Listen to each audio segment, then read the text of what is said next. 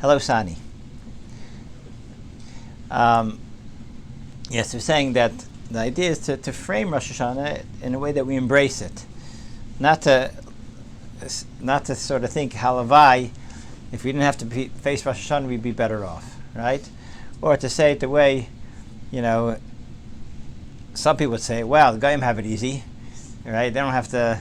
They don't have to have Rosh Hashanah Yom Adin." But the answer is, "Avad the Goyim have a Yom Adin Rosh Hashanah. They're mamish kesela tevach, right? They go in, and before they know it, whatever is nigzal lehem is what happens, is what the way their lives go.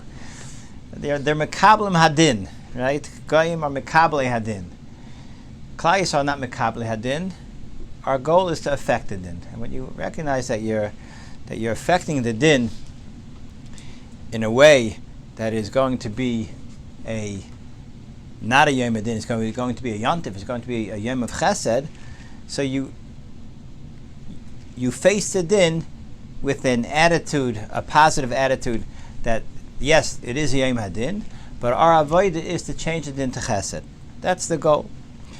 And you have to feel very confident that we were going to meet our goals, because that's what we're powered for. That's what we're powered as. Yidden are powered in a way. We are programmed in a way. We are connected in a way that when we do the avodah that the Torah prescribes to us, everything that comes down is kula tov, right? If you learn chinuch, I've been learning chinuch for a while with Menachem Diamondstein a couple times a week, and the chinuch, when he talks about Shar Shem mitzvahs, he goes to the reasons behind the mitzvahs, and his theme is many times throughout Torah. Tachlis of Torah, HaKadosh Baruch Hu wants to be meitiv to us. And any avodah that we have to do is only for one reason, not for Hashem. Hashem doesn't need our avodah. Hashem is begging us, please do the mitzvahs, please be meiser nefesh for me, because when you do the mitzvahs and you meiser nefesh, you make yourselves available as a klei kibbutz for all the bracha I want to give you. Right? So ultimately, every avodah that we're having is ultimately meant to benefit us. So when you walk into Rosh Hashanah feeling that this is meant to benefit me, then you embrace it, right? So that's a high madrega, or it's a better madrega. Obviously, there's a high madrega that it benefits me because the way I benefit myself is by connecting to HaKadosh Baruch Hu and being mar b'kvayt shemayim. So you bring HaKadosh Baruch Hu into the picture. I'm here serving Hashem, and that's the lechatchila. I want to serve Hashem because that's my tachlis, and that's my appreciation that I get to serve Hashem. I think I told you this over the summer. I forgot to look it up to see the exact details, but I believe it was Rabbi Menachem Mendel Ribbenover.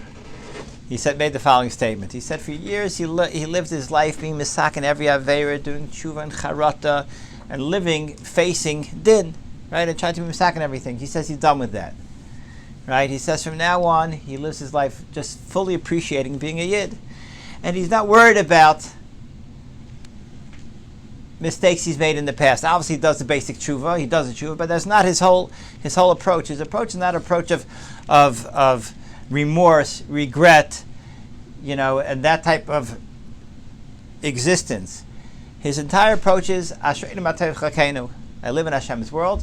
There's nothing greater than living in Hashem's world, and he serves Hashem with such simcha of the opportunity of living in Hashem's world. And he says, you know what? If this approach means that there may be certain averos I will not have rectified appropriately, and I end up in Gehenim, but skate me on. In Gehenim I'm going to thank Hashem, because Gehenim is also Hashem's world. And I'm going to feel the ultimate core, even in Gehenim, that I can be here with HaKadosh Baruch Hu and Hashem's world. And if this is where you want me to be, Hashem, I'm with you, and I'm perfectly happy with that. So that's like it was like a mechudesh dika approach, especially when you take it from, Gehenim is also Hashem's world. Smart to be called of a rock. How can you? Huh? You're smart to be called of a rock. How can you put yourself in a situation where you might end up again, but even if he's not trying to get him, he's just trying to get him an attitude and a focus in his avodah that he felt was more in tune with the reality. The reality is HaKadosh Baruch Hu is Avinu Avarachman. HaKadosh Baruch Hu looks at us with 24 hours a day, 7 days a week, with such 365 days a year, with such loving eyes, and you're meant to live appreciating that. And if you misiach das from that, you're losing out. And once you're totally appreciating that, so what do I have to be afraid of? the famous story from the Baal Shem Tov. The Baal Shem Tov attributed his madregas to something his father told him when he was a young boy. The Baal Shem Tov was born to a Yisrael ben Rebbe Lazar. His father's Rebbe Lazar. The way the history tells us is his father was 100 years old when the Baal Shem Tov was born. Mela, a 100-year-old person who has no connection to Eilam Hazeh brings the neshama down. He brings down a Heilig neshama. And his father was nifter when the Baal Shem Tov was a young boy, 3, 4, 5, 6 years old. And he told the Baal Shem Tov before he was nifter, he says, "My son, don't be afraid of anything in this world other than Hashem." And that was the message he gave him. And Baal Shem Tov accepted this message so tmimistic. He said, "That's it. I'm not afraid of anything." And he used to prove that he's not afraid of anything. He would go for walks in the forest at night, and who knows what type of wild animals could be lurking in the forest. I'm not afraid of anything other than Hashem. And this is the way the Baal Shem Tov lived his life, and this was what was sort of his gateway into all the madrigas that he reached. So I was thinking, applying this concept to ourselves, in a way. Let's say, for instance, expanding this concept. You wake up in the morning, right? You don't feel like getting up for slichas 5 o'clock in the morning, right? And there's a certain fear you have of just getting up and facing it. And you say, that fear is who? That's something other than HaKadosh Baruch Hu making this fear. And I don't fear anything other than Hashem. You know what I'm saying? And Adarabba. I don't fear Hashem that I run away from Hashem, even though we have Mimcha Hashem Elecha Evrach, that concept, right? But that the Haguva, that's a concept, right? If there's a fear of Hashem, you embrace Hashem. Ultimately. You fear Hashem, you embrace Hashem. And if you're not fearing anything else, if there's any fear that's taking you away from HaKadosh Baruch Hu, this is ultimately a fear that's not a fear of Hashem. It's some other fear of a Yetzer Hara or Kayach HaTumah that is dragging you down. And when you say, I don't have any other cheshbonos other than HaKadosh Baruch Hu, that you feel the load of the anxiety that the Yetzer Hara can make in a person, you feel lifted. Just to contrast this story I said a long time ago, in contrast to the different attitude of a Yid's opportunity in this world versus a guy's opportunity in this world. And it has a little bit to do with Rosh Hashana, because it involves shofars, at least in the story. It doesn't have to, but it does. The story is told that there was a fellow who had a son-in-law who was a Talmid Chacham sitting and learning, and he was being supported by his father-in-law. And one day, the father-in-law tells him, "Listen, time to go make a living." So he, you know the story? You know the story? I don't think Sonny knows. Sonny, you know the story? You muted out. Say that again? You know the story? The Rivnitz story? No. A guy's sending his son-in-law out to work. He's been learning his whole life. And he's sending him out to work, time to make a living. He says, "I don't know anything about making a living." He says, "I'll tell you, it's simple. Here's $10,000. Go out to the market, find something that everybody needs, that's cheap, that you get a good deal on, buy it, and mark it up and sell it. That's how you make a living." He says, "Great." He takes $10,000. He goes to the marketplace. He comes back to his father-in-law a few days later with a big smile on his face. "I got a great deal. For $10,000, I bought a truckload of shofars." How many shofars are in a truckload of shofars? There's 1 million shofars in this truck. His father-in-law says, "Imbecile was du bist." Right? What are you going to do? I mean, it's a good deal, right? You got 1 million shofars for $10,000, but what are you going to do with 1 million shofars? Every town needs 1 or 2 shofars, and they last forever. It's going to take you till past Mashiach to get rid of 1/10 of your shofars, and until then, we're going to have to store this truckload someplace. Our storage fees are going to bankrupt us. He says, "Imam Shinar." So the son-in-law tells him, "What do you want from me? I told you I don't know anything about business. I just followed your instruction." So he says, "You know what? Instead of, I left out a detail. You have to buy something that people need a lot of." So he gives him another $10,000. Comes back 3 days later. He says, "I got the perfect item. I bought a truckload of toothpicks." right? A truckload of toothpicks. Everyone uses 1 or 2 a day. She says, yeah, everyone uses 1 or 2 a day, but you have 10 billion, and there's 1,000 people in town over here. That's 2,000 a day, assuming you corner the market. It's going to take you 9,000 years, right, to even move half of your truckload of toothpicks. So the father-in-law is like, "Ay vey, what are we going to do with you?" He says, "I told you I'm." How many billion was it? 10 billion? 10 billion, yeah. Was it 10 billion you said? 10 billion. It's gonna take you 1, 2, 3, 4, 5, 6, 5 million. 5 million years. 5 million years or days? 5 million days. Okay, 5 million days. That's also quite a bit of time. Take it 5 million days. 5 million days. Okay, for 5 million days, you have to. 13,699 years. Anyway, so what he did was immediately when he got that first truckload of shifers, he called up one of the best businessmen in town. He said, "Listen, do me a favor. I got a truckload of shifers. Can you please move it for me? Just see what you can get for it." Make it disappear. Right? Make it disappear. Right? A few days later, he calls up a different businessman and says, "Here, do me a favor. I got a truckload of toothpicks. Make it disappear. Just get rid of it. Anything. I just don't want these toothpicks." Okay? Sadi, you know what happened? What happened? A few days later, the first guy with a truckload of shifers comes back and says, "Listen, you gave me an impossible task to get rid of a truckload of shifers, but I managed finally to switch it for a truckload of toothpicks.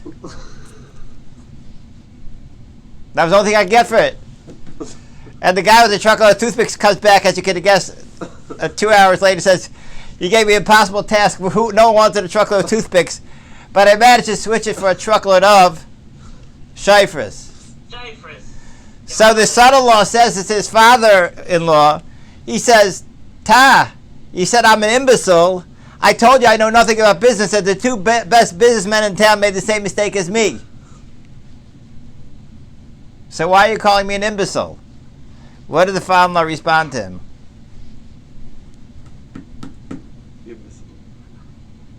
He responded to him is that when you take cash and you switch the cash for a truckload of shifers and a truckload of toothpicks, you're an imbecile, because cash could buy you anything and you bought something that's impossible to market.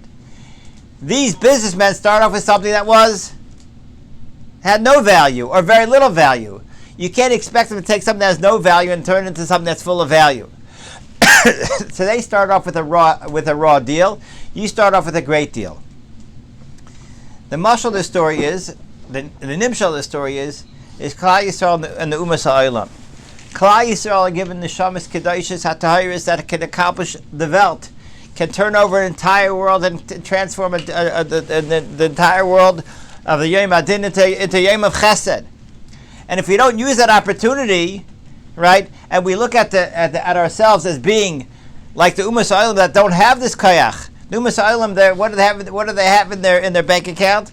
What do they have as far as their kayach? Is nothing, right? So what do you expect for them? What do you expect them to do? You look at them, oh wow, so they're so lucky. They're so lucky. They have a valueless system and the inability to affect the Yom Adin and do any avodah. They have no choice but to sit back and see what they're going to get. What do they end up with? A truckload of shifers and a truckload of toothpicks. Mashiach and Klal Yisrael, right? We're given the opportunity. We're given the kayach, right, to make a tremendous difference. And if we think that if for some reason we make a mistake to think that we don't need to exercise this tremendous value that we have, we're going into Yom Tov all wrong.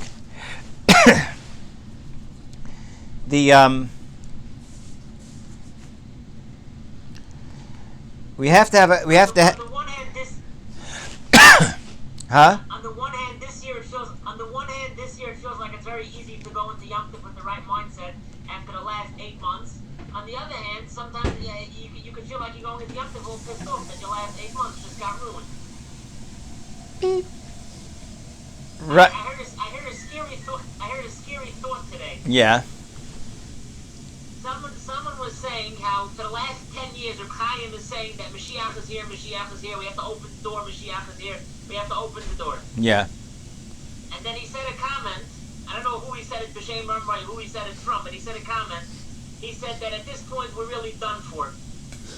Because we're lost, so to speak, because so the schools are closed, the yeshivas are closed, Eretz Yisrael is shut down, nobody can go anywhere. if we can't daven with the minyan and we can't celebrate Rosh Hashanah as Evitz Adav, what kind of hanah, the way he said it was, what kind of hanah does Hashem have from us celebrating Yom Tov like this? And therefore, where does this fit into the Mashiach Cheshbon? I don't know, because I don't know if it was a question that was asked to Reb Chaim or Reb Chaim said something about it. But the question was posed. I don't know by who or whatever, but to me it's a scary question.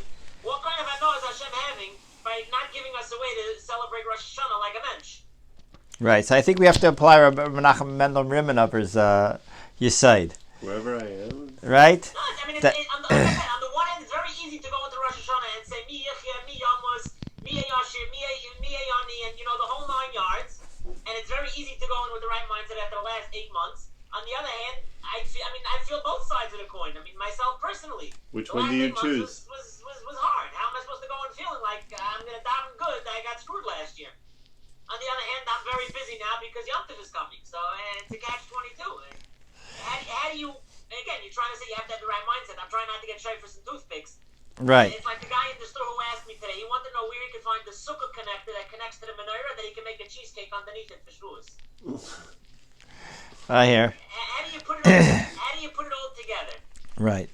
So again, ultimately, a person has to have this intense, I should say, immense appreciation that he's a Yid in a HaKadosh Baruch Hu's world, and that we are active, and we are actively participating in HaKadosh Baruch Hu's Tachlis Habriya, which is HaKadosh Baruch Hu's greatest ratzon, right? So HaKadosh Baruch Hu has empowered us to be tremendously influential, no matter what the matzav is.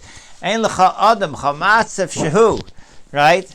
That she'ein loy alma harbe lahaydais HaKadosh Baruch Hu, she'ein loy alma lahaydais HaKadosh Baruch Hu, whatever the lashon is, right?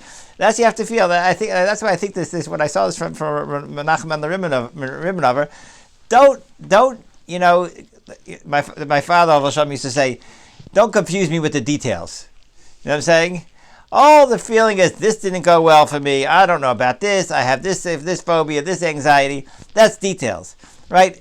In the bigger picture, who are we? We're in Hashem's world, and every moment in Hashem's world is a matana from HaKadosh Baruch Hu, because every moment in Hashem's world you can be kinda nitzchias. We are being kinda nu chelik of nitzchias. And how can a person be Mesiach Das for a moment that maybe I got a little bit messed up last year? I wanted to make $500,000, I only made $250,000, etc. Or I really wanted this, I really wanted that. That's so small in comparison to what the Tachas Habri is and the role we're given in it. So that was that's why I think that's an important focus, is recognizing how fortunate we are to have a Rosh Hashanah and to be the people that affect the din and not the passive mikable hadin.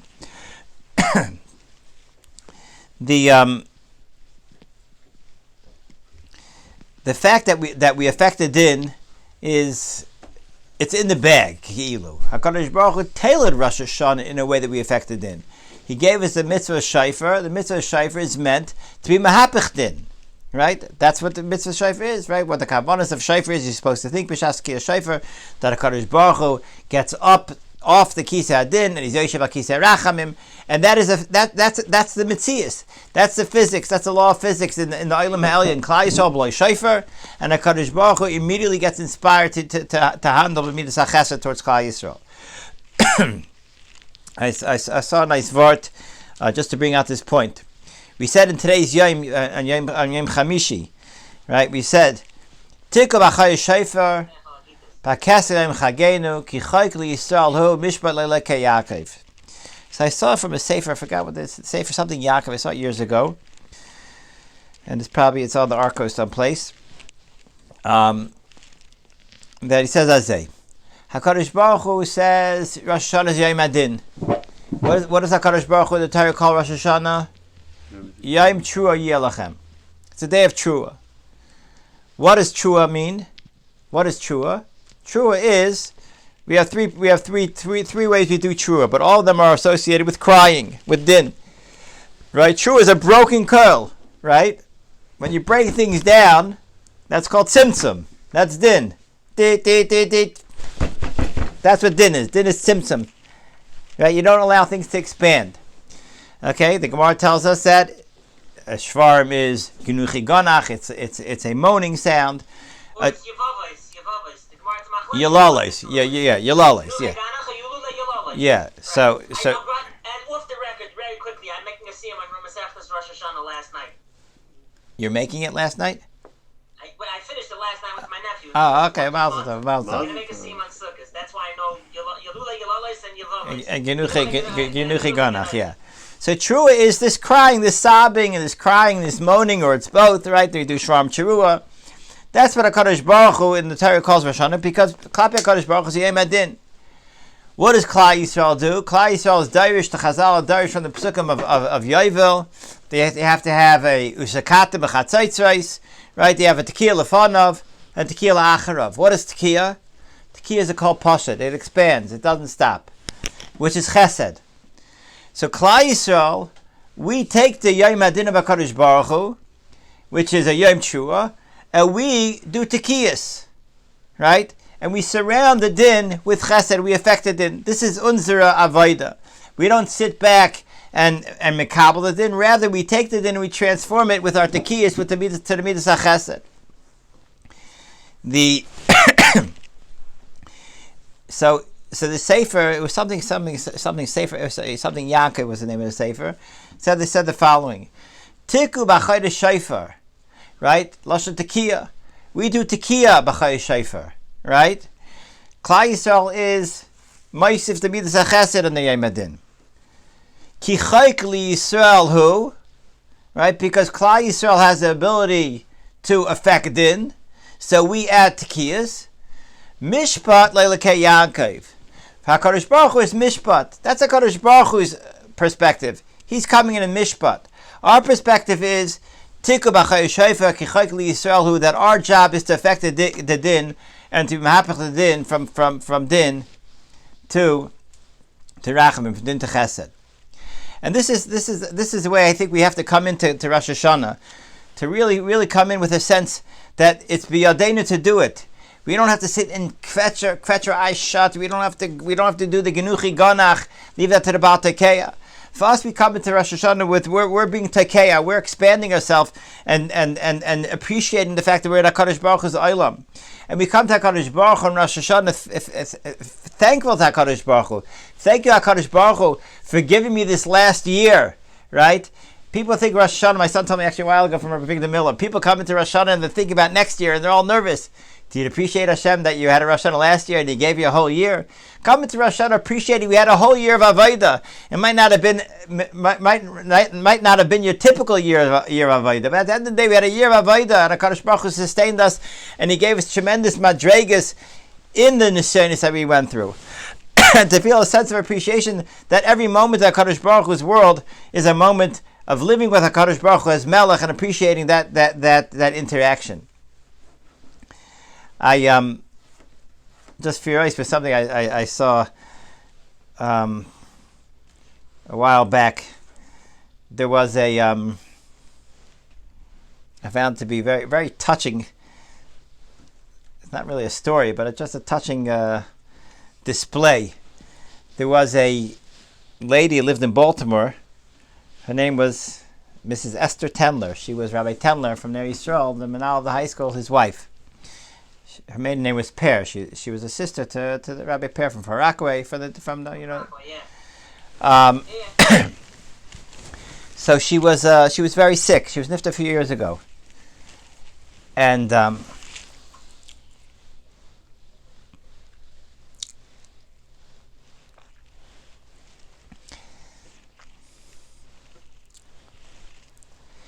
her children said over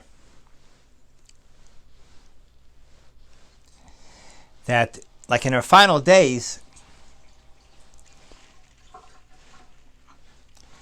she was talking to HaKadosh Baruch Hu, and she was saying, Hashem, thank you for such a wonderful life.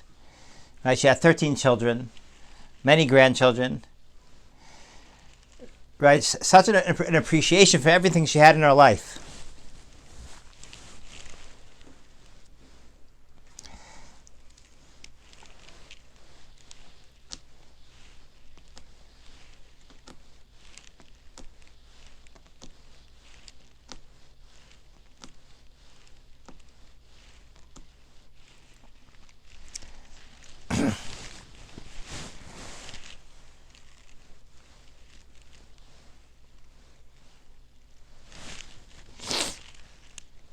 And then she said, Hashem, I hope I made you happy during my life.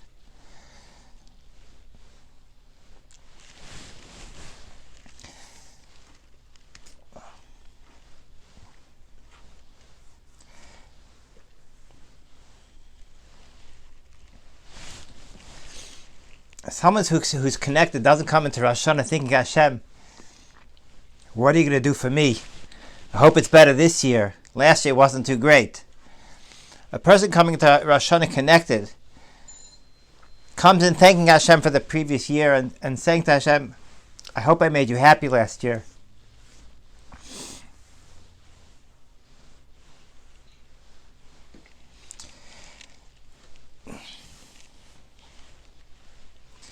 And please allow me to make you happy in the coming year.